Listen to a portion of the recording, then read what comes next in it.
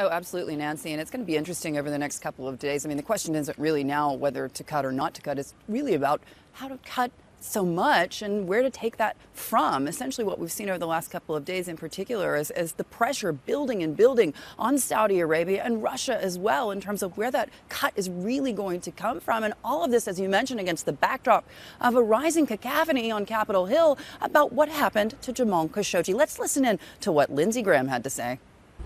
You have to be willfully blind not to come to the conclusion that this was orchestrated and organized by people under the command of MBS, and that he was intricately involved in the demise of Mr. Khashoggi. Open source reports show that he had been focusing on Mr. Khashoggi for a very long time. It is zero chance, zero, that this happened in such an organized fashion without the Crown Prince.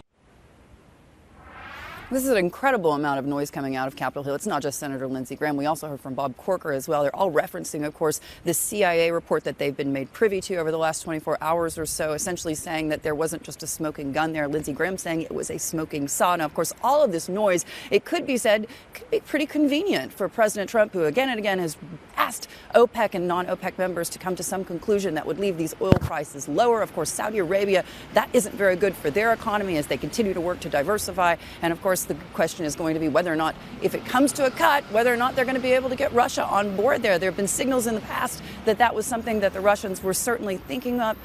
President Putin at the G20 especially making it pretty clear that it's not going to be about a cut, but it's going to be about how much. But at the end of the day, it's going to be a big question about whether they can keep these OPEC and non-OPEC members together. Nancy?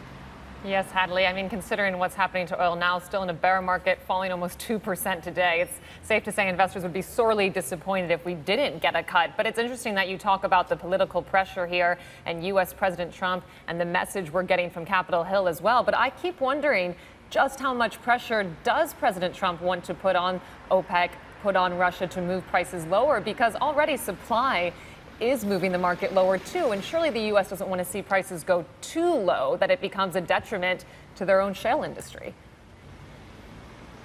Excellent question. I mean, at the end of the day, is this something that we've seen across the board when it comes to China, when it comes to Canada, when it comes to Mexico as well? You know, how far is the president really willing to push the narrative here to make it right with the voters, to make it right with the electorate who put him in the White House? The question, of course, is going to be whether or not we're going to hear more from him later today. Of course, we're going to have the GMMC, this meeting, the Joint Ministerial Council, that's going to be meeting around 1 p.m. local time here in Vienna. We're also going to have further official U.S. data coming out in terms of the supply from the United States as well. So a lot of numbers to watch, and certainly we're going to be bringing it all to you live. Hey everybody, it's Hadley Gamble from our new CNBC Middle East Bureau in Abu Dhabi. Thanks for stopping by. Now to watch more, you can try one of the videos that just popped up on your screen. And don't forget to subscribe.